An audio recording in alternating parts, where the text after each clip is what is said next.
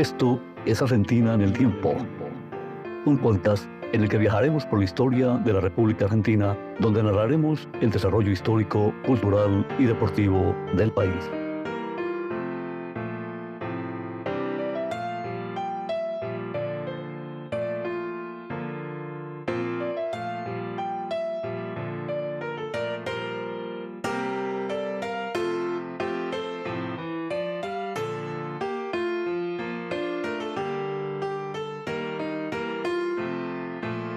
Hoy estamos con Carlos Alejandro Sebey, especialista en masonería e historia. Además, es ex consejero general de Cultura y Educación. También es abogado en el área de políticas educativas y corredactor del Reglamento General de Instituciones Educativas de la Provincia de Buenos Aires.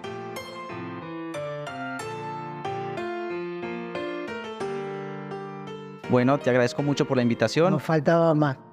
Carlos, para ir al grano directamente, te invito en este episodio del podcast, ya que en otros episodios hablo de la historia de la ciudad de La Plata y de la masonería. Hay mucha gente que por ahí no sabe, siendo de acá de la ciudad o de la provincia de Buenos Aires, no sabe qué es la masonería. Hay mucho desconocimiento. Entonces, quise invitarte para hablar en sí qué es la masonería. Yo tengo una referencia de que es un grupo de gente, es como una fraternidad o una hermandad, que se enfoca más en la parte de la filantropía y el desarrollo y la construcción de nuevas ideas. Tienen varios ideales como la libertad, la templanza, la honestidad, la rectitud, pero es como que ser un íntegro en persona en sí, pero quisiera que de tu parte nos dijeras en sí qué es masonería. En realidad, la masonería es una sociedad filantrópica, filosófica y progresista. Filantrópica porque se preocupa por los demás, pero filosófica porque no hace falta tener una determinada concepción y cada uno construye su interpretación del mundo y de la vida, y progresista porque en realidad acompaña el progreso humano. Queda bastante claro. Y te hago una consulta. Yo he leído cosas de masonería y francmasonería. ¿Hay diferencias entre las dos? Los francmasones eran los albañiles de la Edad Media que eran francos. Franc quiere decir libre, que podían circular entre las ciudades. Este está vinculado con la etapa de los gremios, es decir, y está fuertemente relacionado con los grados de la masonería simbólica. Aprendiz, compañero y maestro, que son referencias a las viejas organizaciones gremiales centralmente de albañiles, de constructores. Masón quiere decir constructor.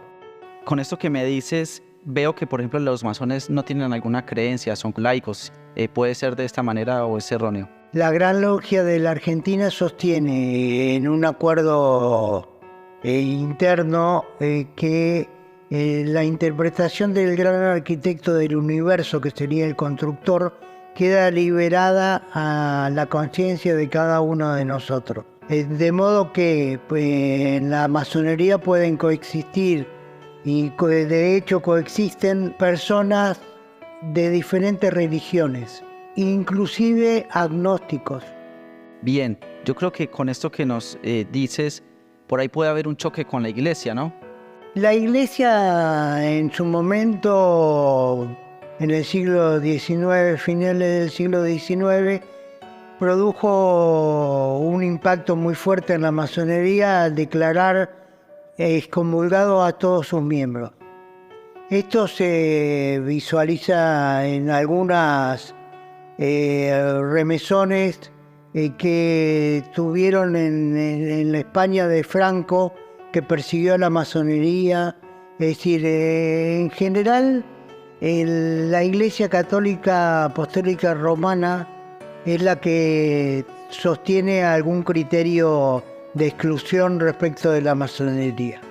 O sea, eso fue a partir de más o menos finalizando el siglo XVIII. Anteriormente, ¿cómo vienen los orígenes de la masonería? Y en realidad, Rocha era católico, Sarmiento era católico.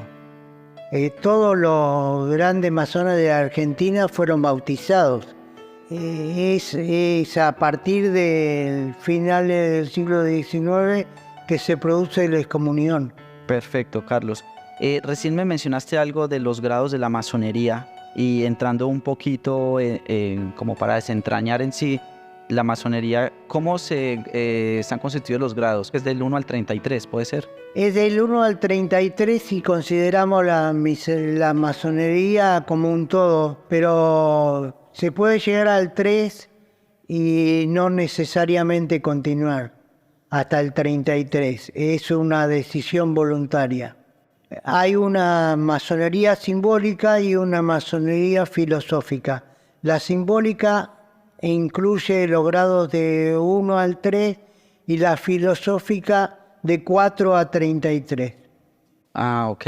Hablando un poco del tema de simbolismos, veo que hay referencias que algunos de los templos que tiene la masonería, las baldosas están como ajedrezadas. Son blanco y negro, ¿eso representan luz y oscuridad o por qué es ese simbolismo que manejan? En realidad es un llamado a la reflexión de los masones que una vez iniciados se paran en el damero, porque es muy difícil pararse sobre el blanco, sobre la baldosa blanca exclusivamente si el blanco es el bien y el negro es el mal. Es muy difícil pararse como tal. Entonces es un llamado a la reflexión. Algunos dicen que el damero tiene un gris, que es el resultado de la unión de los que estaría representado en la unión del blanco y el negro. Que esta tensión que uno tiene entre el bien y el mal. Claro, sí, está representado como en las cuestiones de la vida, a veces Exacto, en las naturalidades. Exacto. ¿Y qué otros simbolismos manejan, por ejemplo, en los templos? Porque obviamente son totalmente diferentes a los religiosos. La escuadra y el compás que están en la ciudad de La Plata en su diseño. La escuadra y el compás como instrumentos susceptibles de interpretación por parte de cada uno. Si el compás se abre demasiado, deja de ser compás. Tiene que tener un ángulo que no lo desnaturalice en su función. Si yo abro demasiado el compás, tengo 180 grados, por lo tanto no lo puedo usar como compás. Entonces el compás sirve para delimitar la esfera de acción de cada uno. Claro, tiene que tener un ángulo perfecto. ¿Y la escuadra? La escuadra marca la rectitud de la conducta. Ah, perfecto, claro. Entonces eso lo quisieron reflejar o lo reflejaron los fundadores de la ciudad en el diseño de la ciudad. Las diagonales forman la escuadra y el compás. Claro, y también tienen un cierto número de diagonales, como que están, por lo que pude leer en algunos de los libros de la ciudad de La Plata, las diagonales, por ejemplo, no existe el número 52, la calle 52. ¿Esto tiene alguna referencia con la masonería o es mito nomás? Es más para los numerólogos. Yo no, la verdad no, en ese campo no cultivo saberes. No, está bueno esto porque con la gente que he hablado, a veces poca gente que sabe de masonería, lo primero que hacen es mitos. El tema de la calle, por ejemplo, 52 que no existe, el tema de las estatuas que están a Plaza Moreno, que después yo, basándome en datos... Son posteriores a la fundación de la ciudad, muy posteriores. Entonces es como que uno agarra y arma el mito, por decirlo de alguna manera. Exacto, sí. Bueno, la idea de este episodio es justamente desmitificar un poco de estas cuestiones que abarcan la masonería y también entrarnos hasta donde esté permitido en sí qué es la masonería.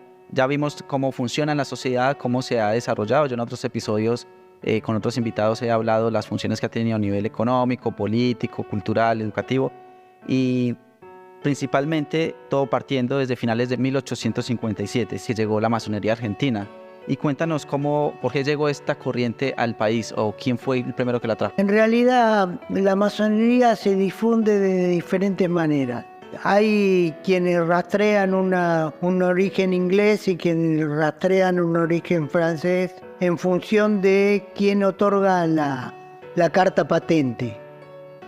La carta patente sería la habilitación para funcionar con masonería. Y hay una vieja discusión en la historia argentina de dos fuentes, vía Brasil o vía Uruguay. Y termina triunfando una de ellas con la instalación de la Gran Logia de la Argentina de libres y aceptados masones, cuyo primer gran maestre fue Roque Pérez, que fue víctima de la fiebre amarilla. Bueno, hablando también de esto que nos mencionas de los requisitos, bueno, que están autorizados dependiendo, o sea, para formar necesitan la carta de autorización de otra logia del extranjero. Cuando ya se construye una logia acá en Argentina, supongamos, y yo quiero pertenecer a ella, ¿cómo se puede ingresar? ¿Quiénes pueden ingresar? ¿Hay un límite de edad? ¿Cómo es eso? A ver, primero, la edad básica es la que fija la ley para votar. Si yo soy ciudadano, a partir de los 18 años puedo ingresar. La condición que la masonería pone es que el candidato sea probo y honesto. Es decir, que se mantenga a sí mismo y que sea libre pensador, que no sea fanático y que no sea fanático de la ideología política de turno o deportivo. Claro, sí, eso a modo personal te diría que debería ser así para todo, porque el fanatismo no lleva a ningún lugar.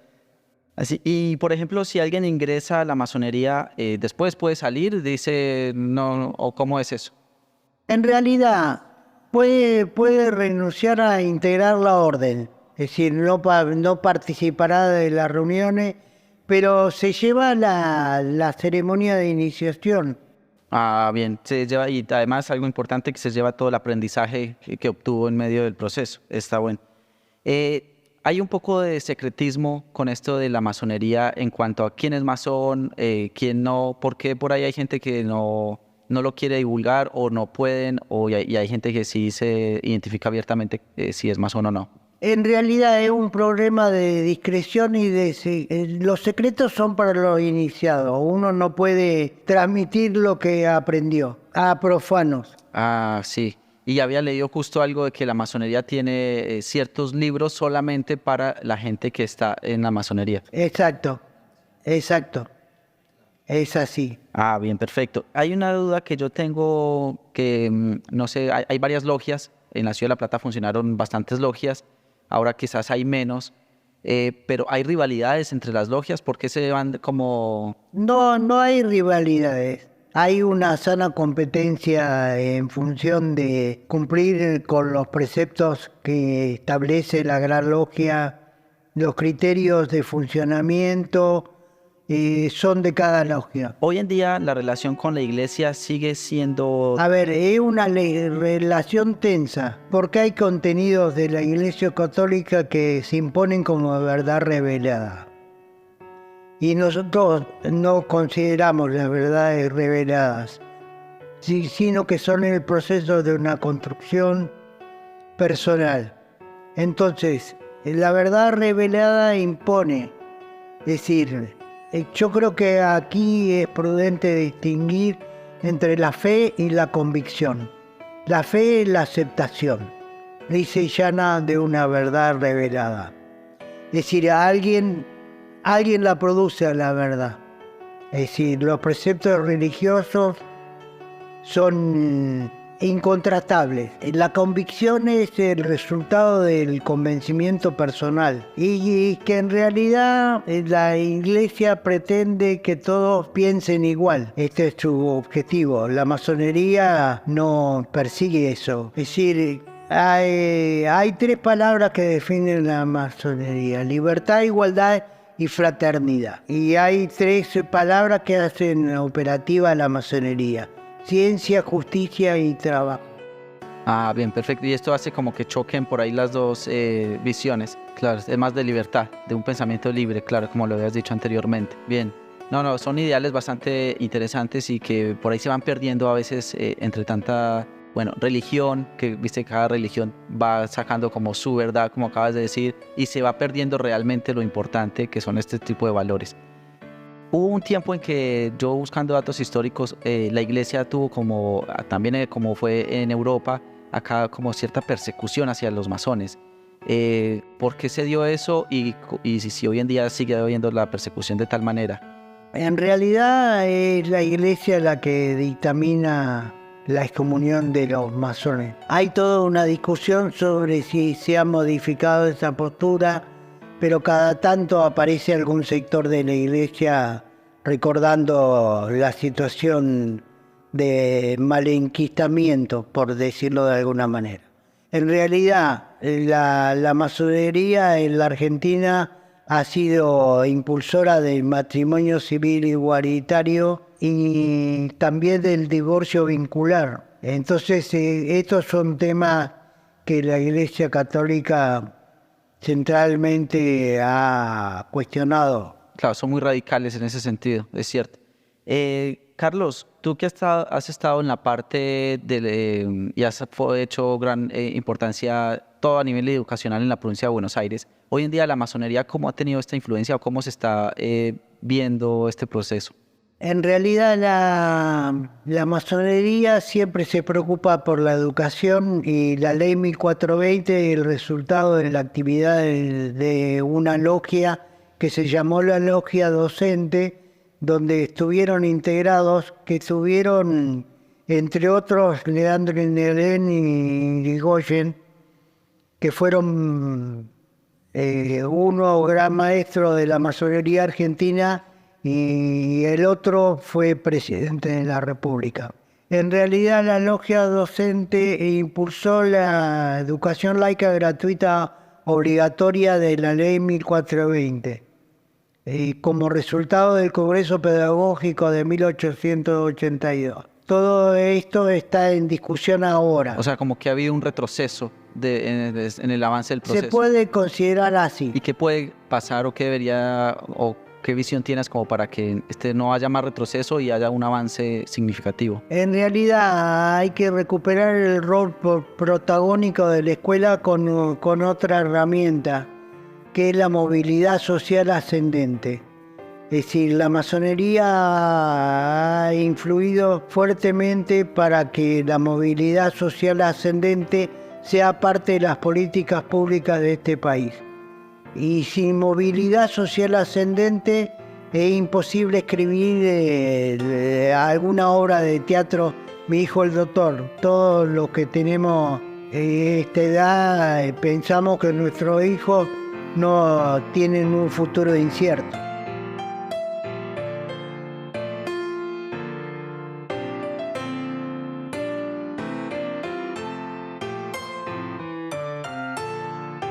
Esto es Argentina en el tiempo.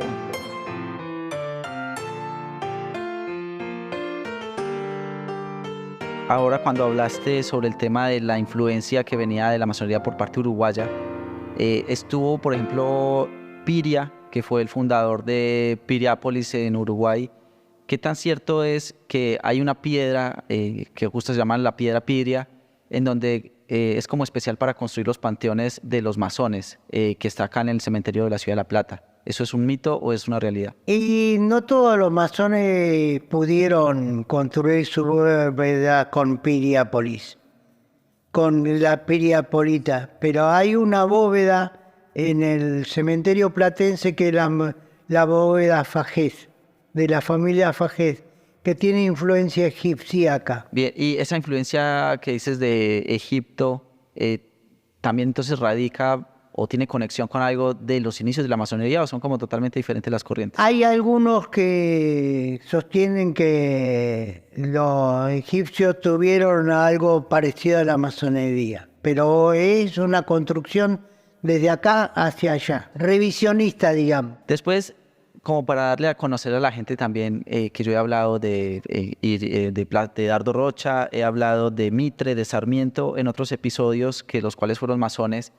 Desde tu conocimiento, ¿qué otras personalidades importantes a nivel político o influyentes en sí en el desarrollo de Argentina han estado incluidos en la masonería? Y del mundo de la cultura, por ejemplo, el Rogelio Iurtia es el masón que hizo el monumento a a Mitre, de acá de la ciudad de La Plata, y que hizo el Monumento al Trabajo, que está al frente de la Facultad de Ingeniería.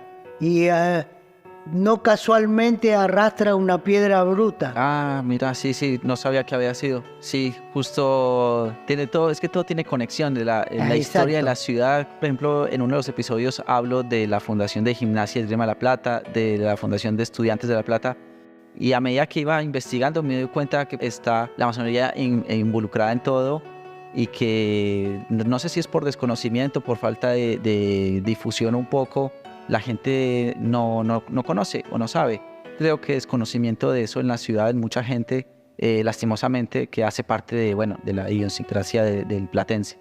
Lo que pasa que el golpe del 30 cumplió un papel definitorio. Terminaron cerrándose muchas logias y hubo una restauración católica muy fuerte. O sea que también el tema de los golpes militares Sin duda. También han influido Sin bastante. duda, sin duda. ¿Cómo fue el proceso de la masonería en esa época, que también entonces fue como perseguida? En realidad se fueron muriendo si no hubo nuevas generaciones. ¿Qué es lo que ha ocurrido en lo último? Desde el 2008 en adelante, la masonería argentina ha crecido mucho y ha bajado la edad promedio de sus miembros. Por ejemplo, las nuevas generaciones están un poco alejadas del tema, pero por falta de difusión o por qué es. En realidad las nuevas generaciones se acercan a la masonería a partir de los 30 años y tienen un gran desencanto con la política. Entonces buscan un espacio para construirse en lo personal y contestar sus preguntas y para influir de otra manera. Claro, yo vi en la página de la Gran Logia Argentina que hay como un formulario para poder acceder a la masonería. Estos años anteriores era impensado, ¿no? En realidad esto vuelve al secreto y la discreción. Yo distingo entre el secreto, que es lo que no se puede transmitir. Yo no puedo transmitir algunos conocimientos que he adquirido, sino a iniciados masones de acuerdo con su grado. Y una cosa es la discreción, es decir, si uno va a la hemeroteca de la biblioteca de la Universidad Nacional de La Plata, se encuentra con publicaciones de los periódicos de aquel tiempo donde se anuncian las actividades de la logia platense, con lo que en realidad lo del secreto, en realidad hoy por hoy, con la difusión de la internet y de la web y de los sitios web, es muy difícil mantener la idea del secreto a ultranza. Bueno, entonces, para concluir, creo que hemos llegado hasta acá, por lo menos en este episodio. Espero que a los oyentes les quede más claro qué es la masonería, que no es una iglesia, no es una religión, no es un dogma. Y bueno, yo creo que si quieren saber más de ello, Carlos, ¿qué libro o cómo podrías recomendarles a quienes te interesen por ahí en el tema? La Escuadra y el Compás entre Diagonales, en su versión original o en su versión nueva, contribuye al conocimiento de la ciudad. El autor es conocido, Martínez Peloa, y creo que hay que distinguir los mitos de la verdad. Los mitos es una construcción y creo que hay una pérdida que destacar, que es Carlota Sempé, que falleció hace poco tiempo, que contribuyó como mujer desde su investigación como antropóloga al conocimiento del pasado de la masonería en general y realizó un relevamiento muy importante del cementerio. Yo aprendí mucho con ella. Yo la quise entrevistar en octubre del año pasado. Dije, bueno, me voy a ponerme en la tarea de contactarla. Bueno, llegó las épocas de diciembre que tuve, bueno, en mi parte personal trabajo, después llegó vacaciones y dije, voy a dar tiempo, y cuando quise contactarme me encontré con la noticia de su fallecimiento Hablando de Carlota, no sé si hacía parte de la masonería, pero ¿cómo viene la masonería en la parte de, porque en una época como la masonería tradicional o la clásica, no permitía a mujeres hacer parte de las logias? Hoy en día eso cambió. Eso cambió. Hay una logia, una gran logia femenina con la que la gran logia masculina tiene relaciones estables. Hay logias mixtas en algunos países y en la ciudad de La Plata también, pero yo formo parte de la masonería que es exclusivamente masculina. Tengo relaciones con las hermanas masonas, pero no coexistimos en las actividades. ¿Esas actividades cambian de acuerdo si es logia masculina o femenina o pueden desarrollar los mismos proyectos o ideales? Mira, no puedo decir porque no he participado de actividades. Hay coincidencias en el objetivo de la laicidad, en la defensa de la ley 1420, pero y hay coincidencias en los grados, primer grado, segundo grado y tercer grado. Ah, bueno, perfecto. Bueno, Carlos, la verdad que muy agradecido con tu participación y bueno, espero en algún momento tenerte de nuevo si los lleva el caso. No, faltaba más. Gracias, estamos en contacto. Con todo gusto, a disposición.